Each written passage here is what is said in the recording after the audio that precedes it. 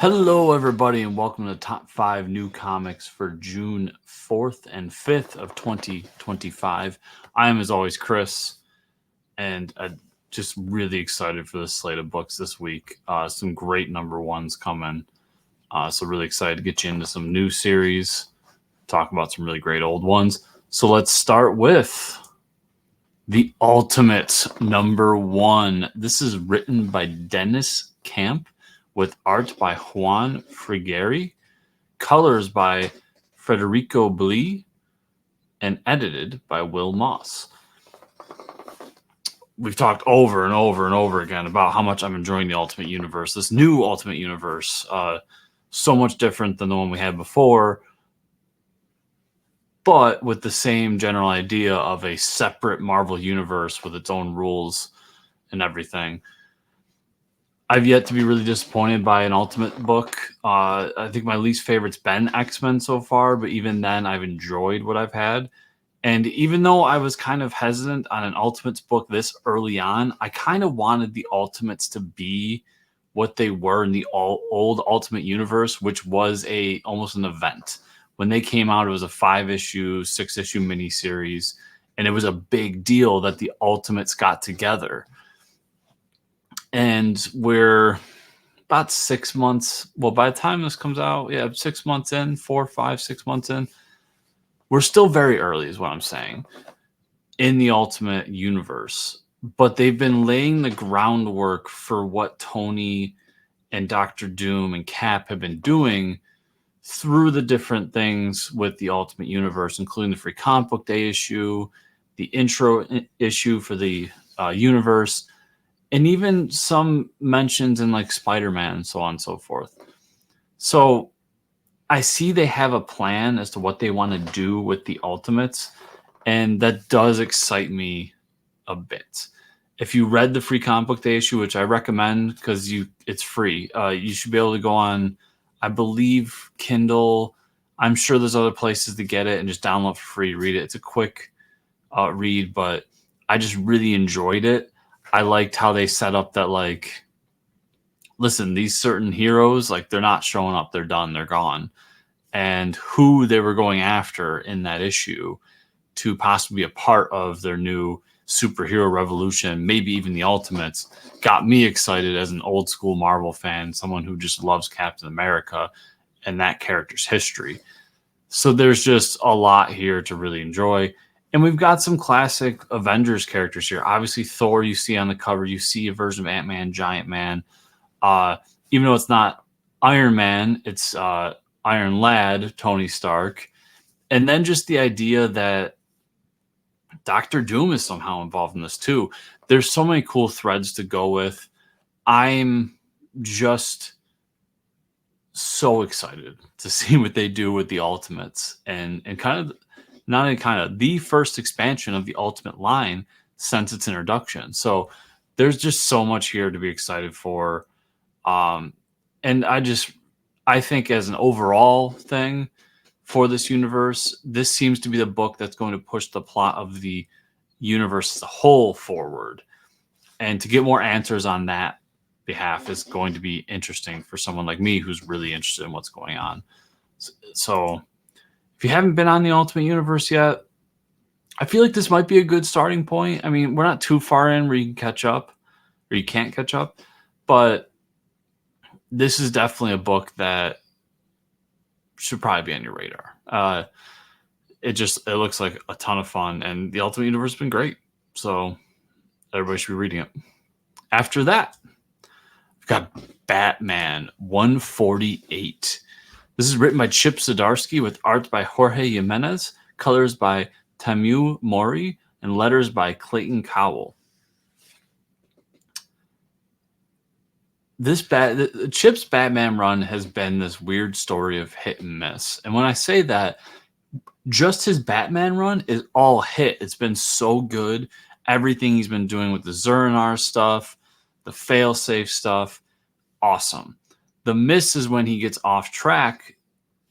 And I don't know behind the scenes really what's going on. So I don't want to say for sure that it's editorial or something like that, but it feels as a fan and as a commentator, like editorial getting involved. The crossover with Catwoman, the Joker year one story, stuff like that, where I think he did a decent job with them, but they just interrupted the flow of what's been an amazing Batman title. And with that, I just gotta say, this is the finale for the Dark Prisons run. We're finally gonna get Bruce going up head to head with this failsafe who is controlled by the consciousness of Zur-En-Arrh. It's weird comic book stuff.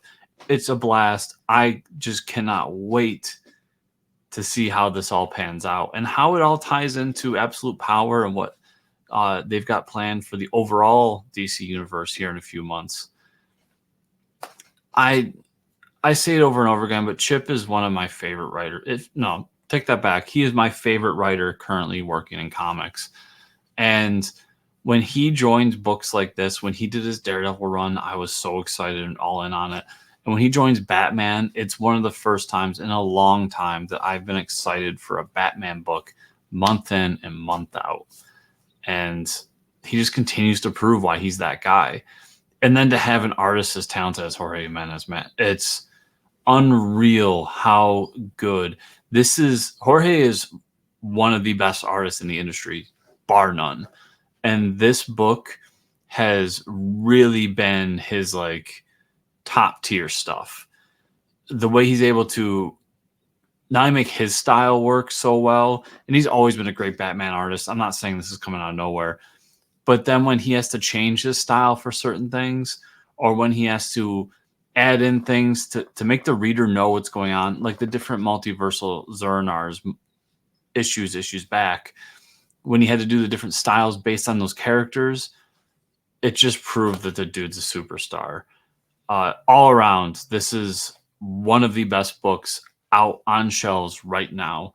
Chip Zdarsky's Batman run has been so good.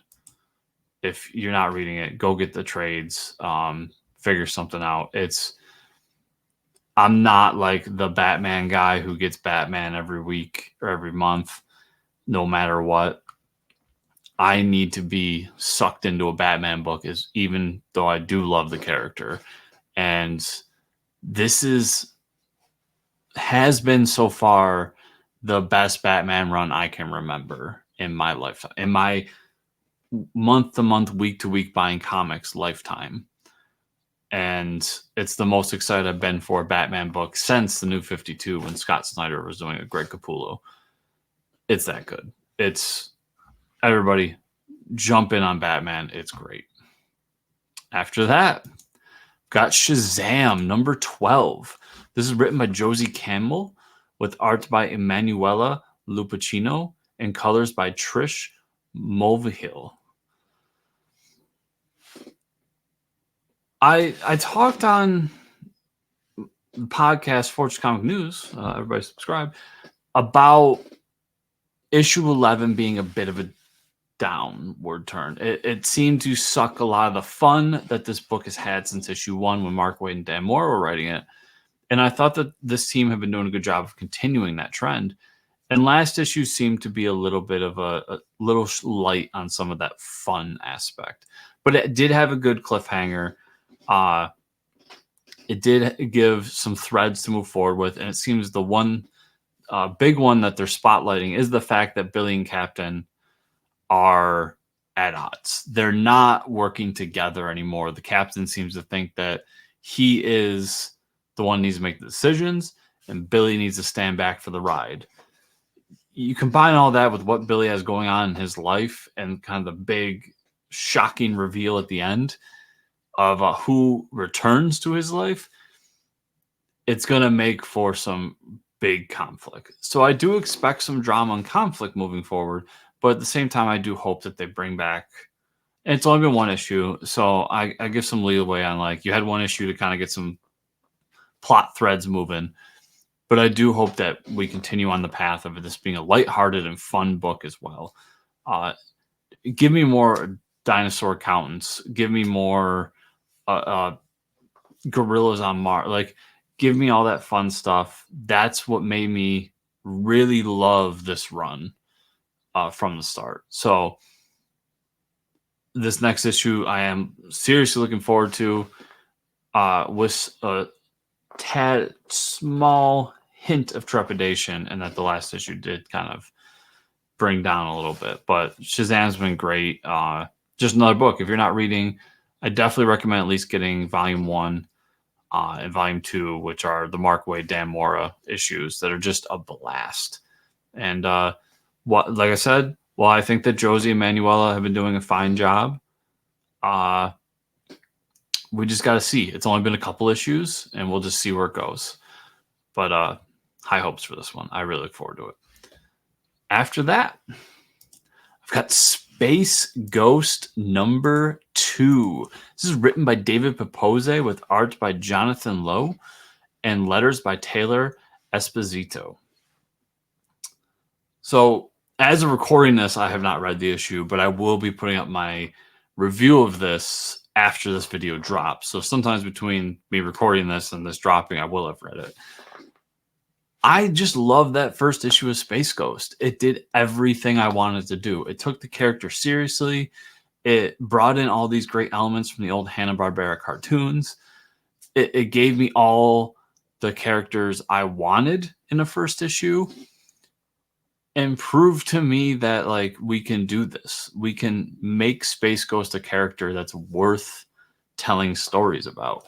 And that being said, he's done this in the past, just the character that is.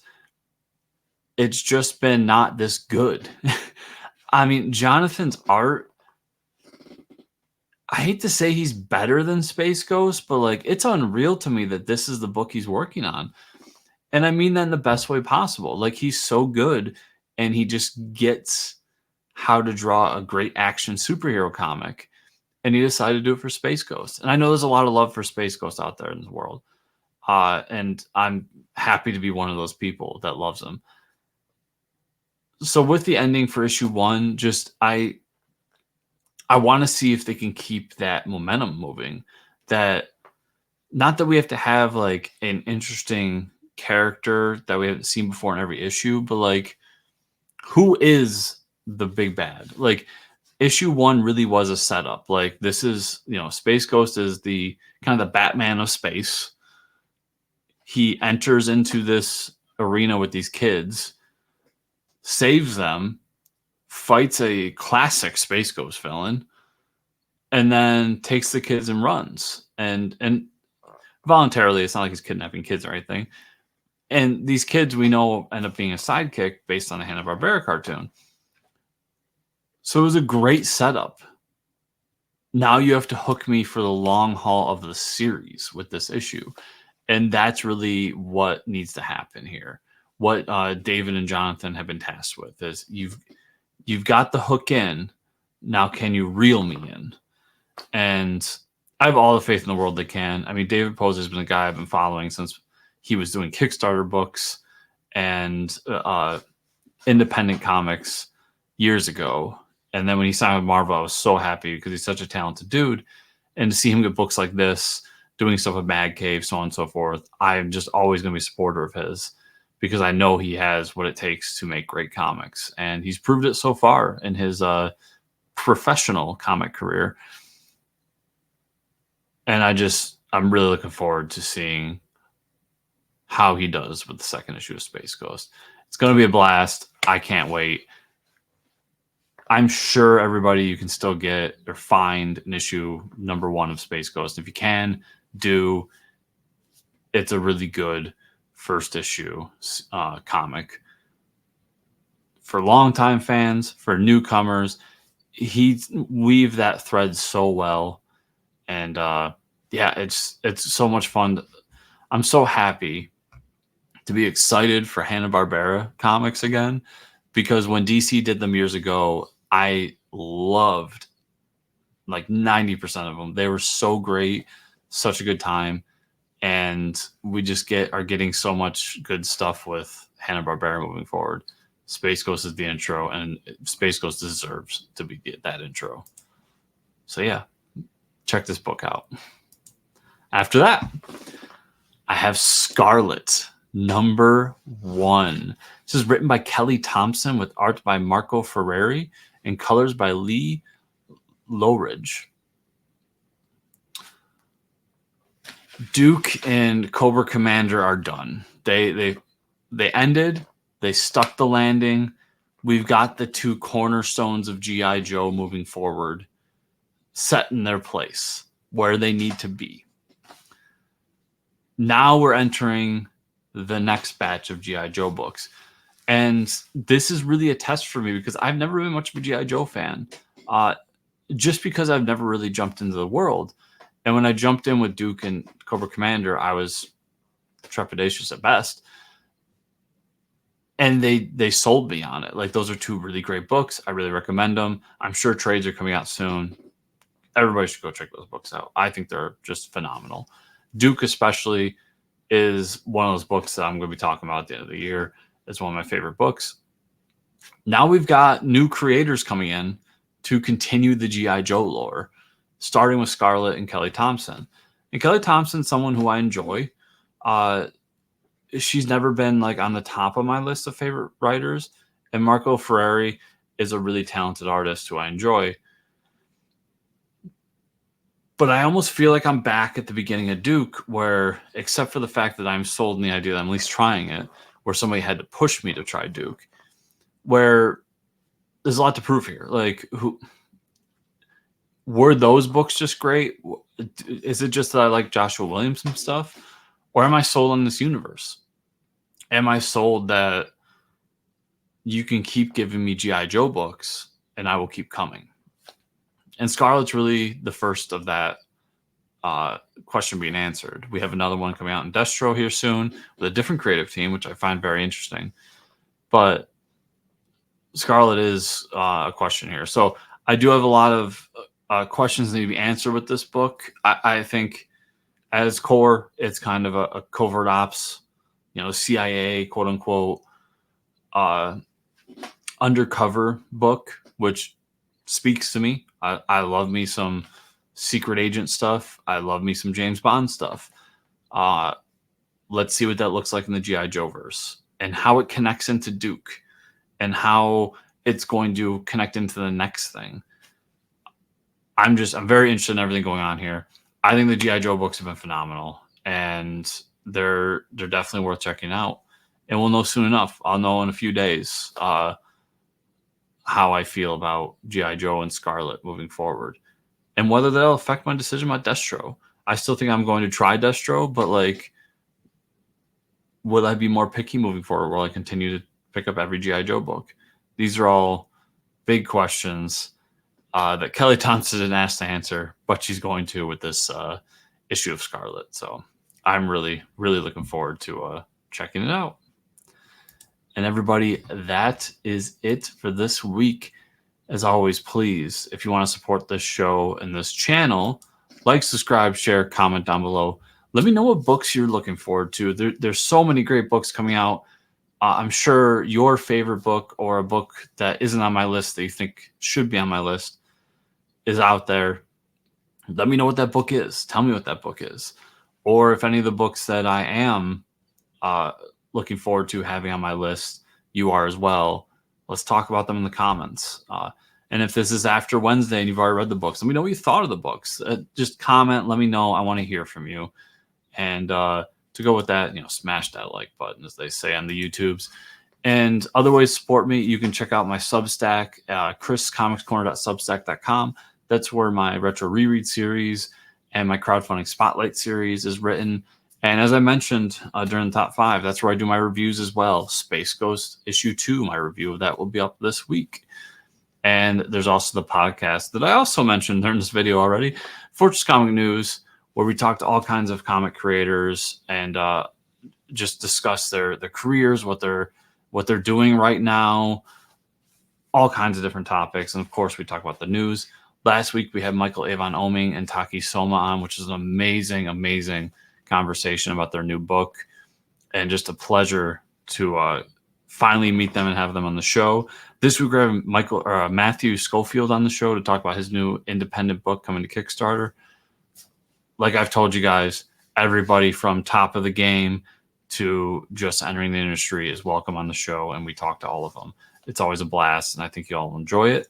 So please check that out on a catcher you use, podcast service, or right here on YouTube. And as always, I appreciate you watching these videos. So thank you so much, and I'll see you all here next week.